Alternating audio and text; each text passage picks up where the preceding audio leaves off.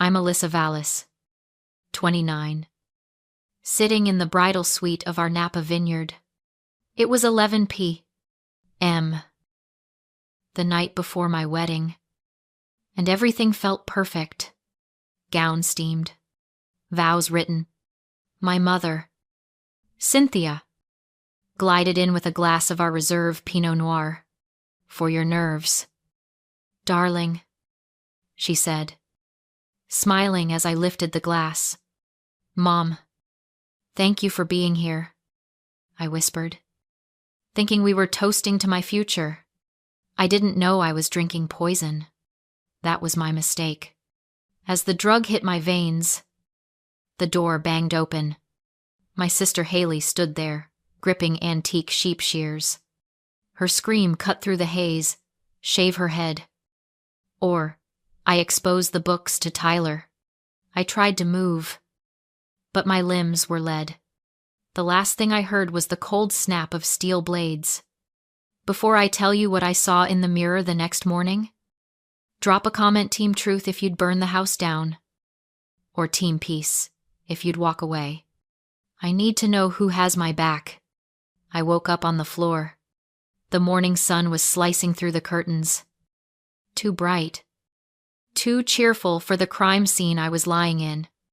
My mouth tasted like ash and expensive grapes. For a second, I didn't remember. I just felt a strange, cold draft on the back of my neck. Then I saw it. Thick, dark waves of hair scattered across the hardwood like dead leaves. I stood up. My legs were heavy, but my mind was snapping into focus with terrifying speed. I walked to the vanity mirror. It wasn't a haircut. It was a butchery. My scalp was a landscape of raw, red skin and jagged stubble. There were nicks where the shears had bitten too deep, little beads of dried blood dotting the pale skin.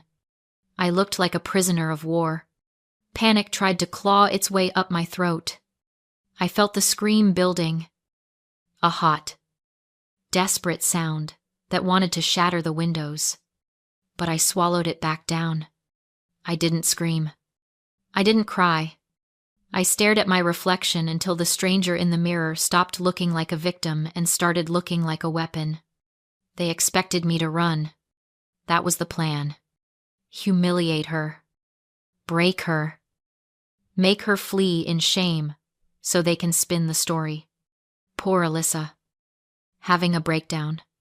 Poor Alyssa. Leaving Tyler at the altar. If I left now, I would be the unstable daughter who couldn't handle the pressure.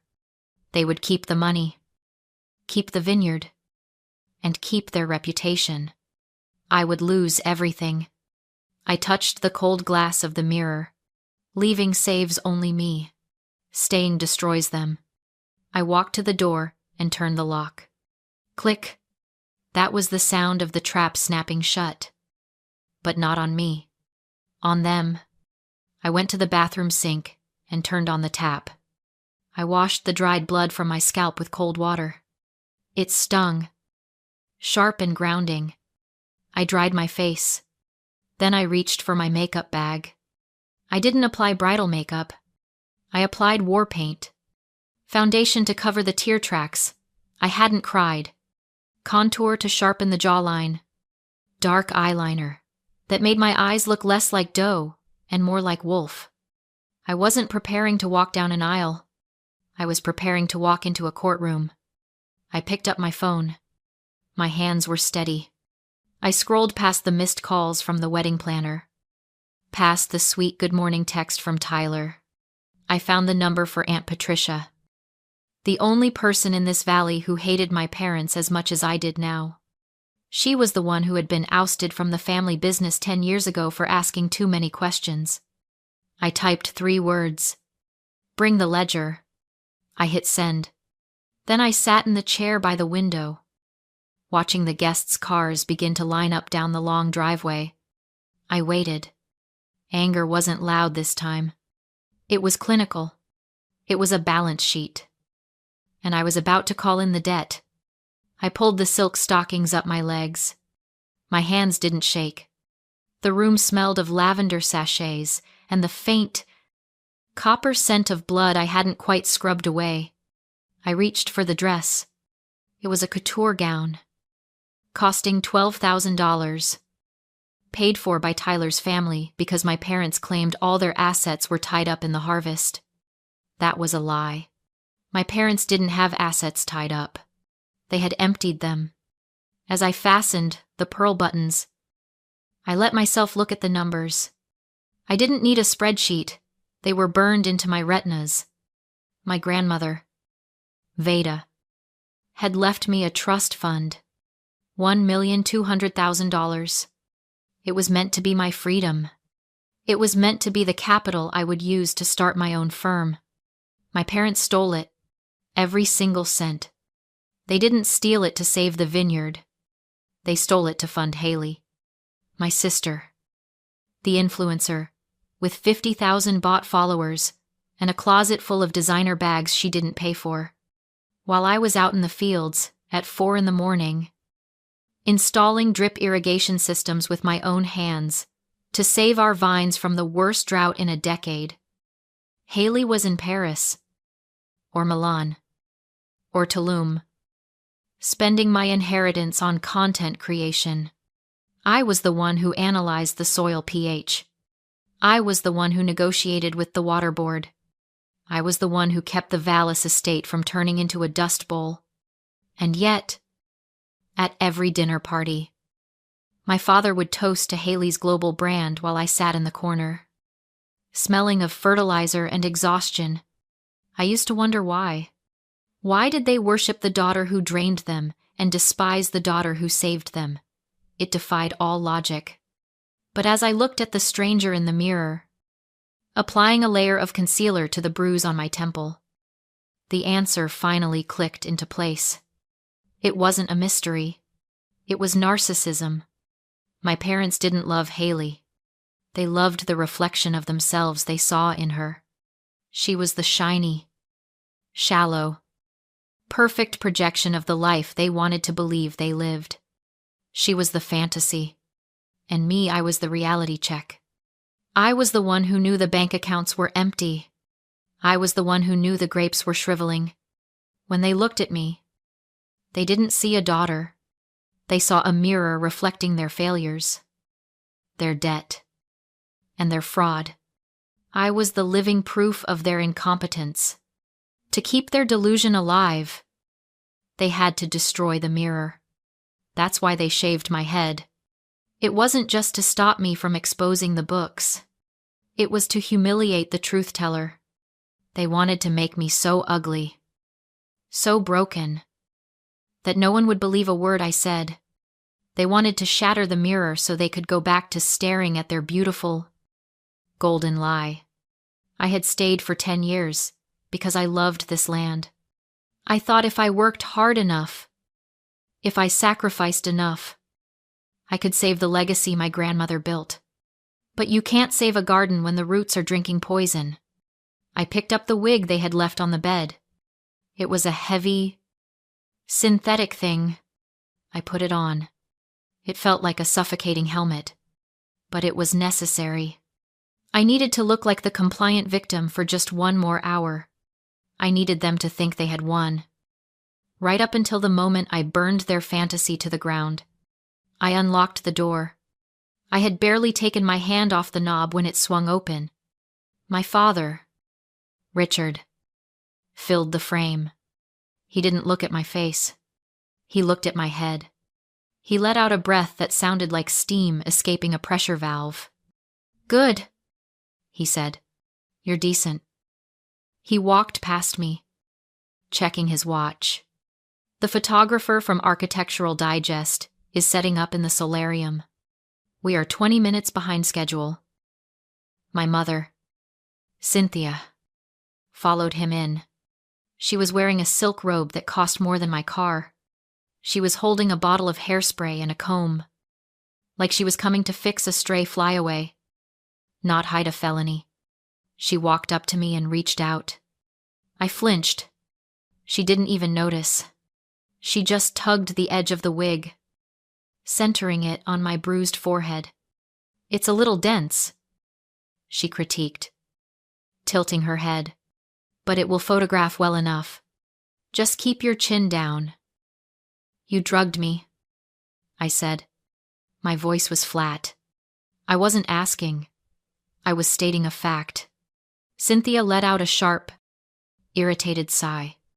Oh, Alyssa. Stop being so dramatic.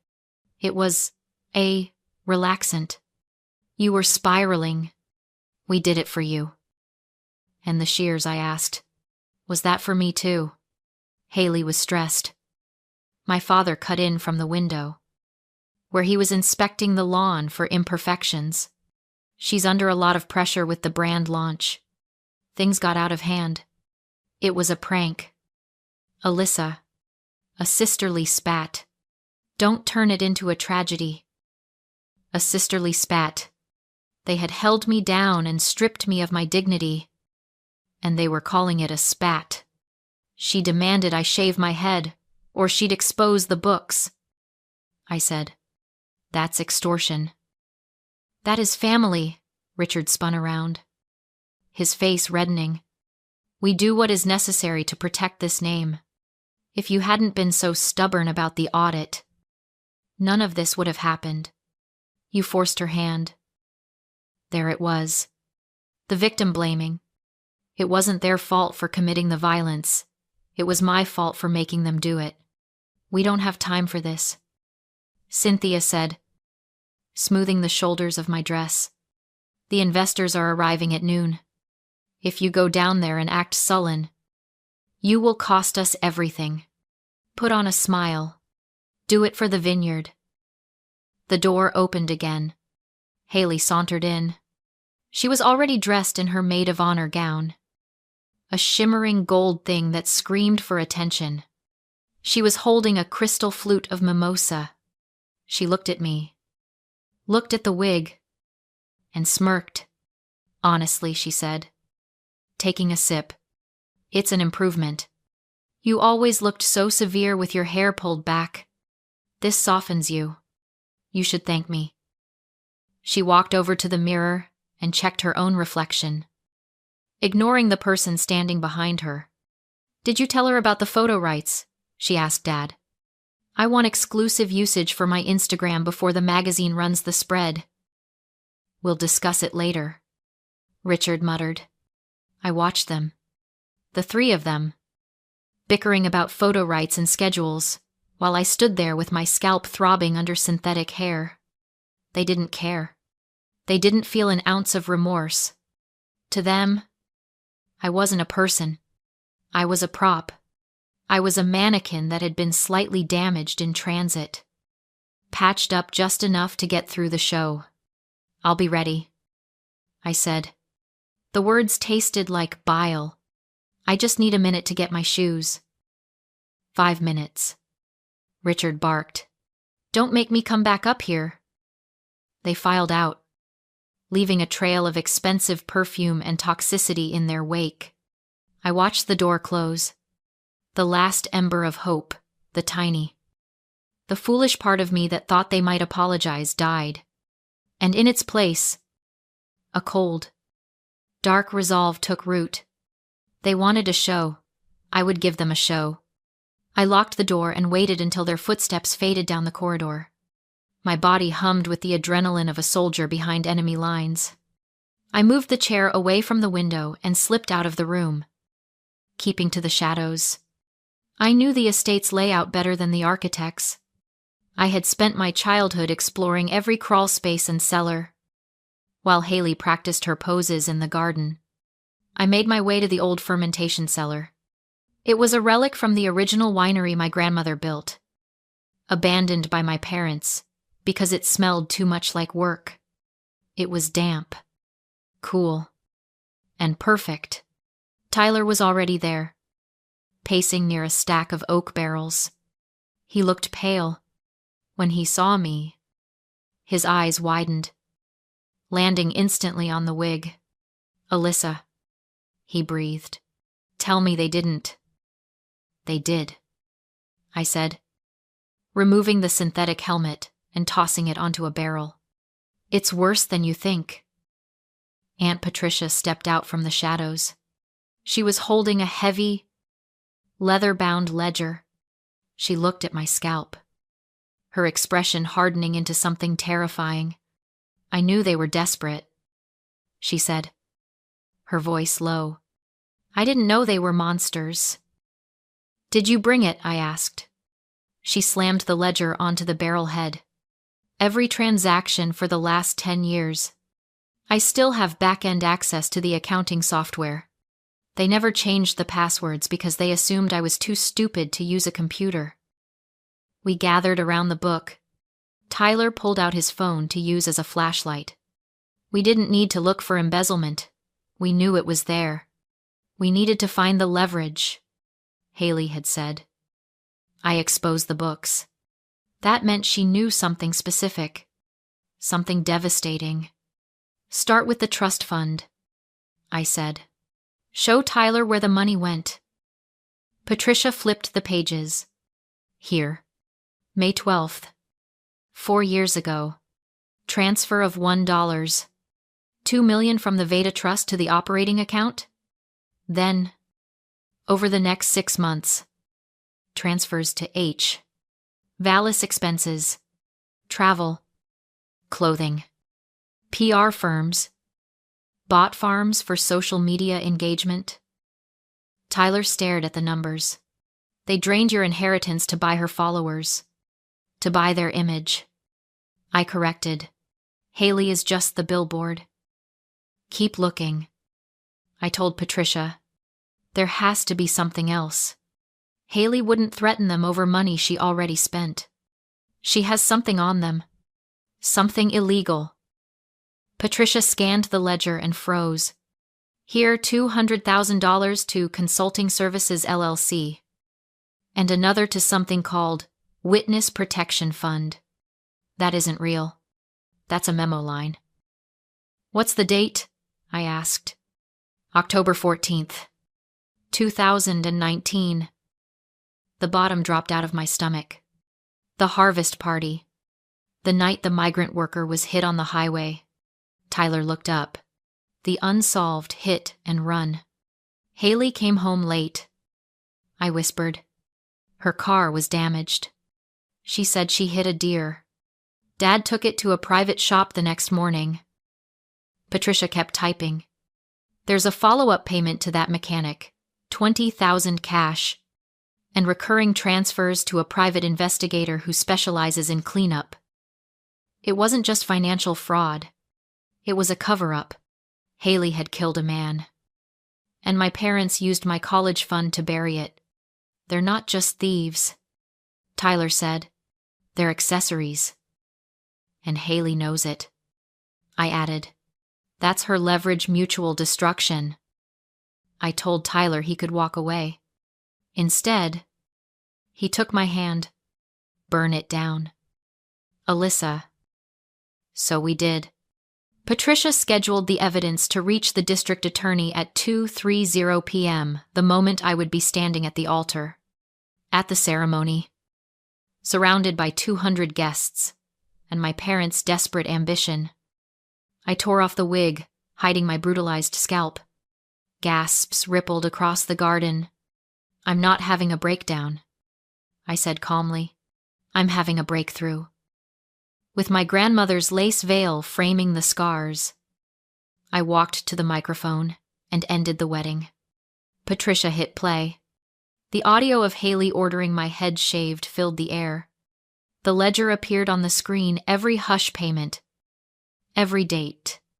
Sirens began to wail. Police swarmed the lawn. My father lunged. But it was over. Their empire collapsed in minutes. Months later, the estate is seized. My parents are awaiting trial. And Haley sits in custody with no bail. I live quietly now. Hair slowly returning. Breathing clean air for the first time. They tried to bury me. But I was a seed. I had to break open to grow. And I did.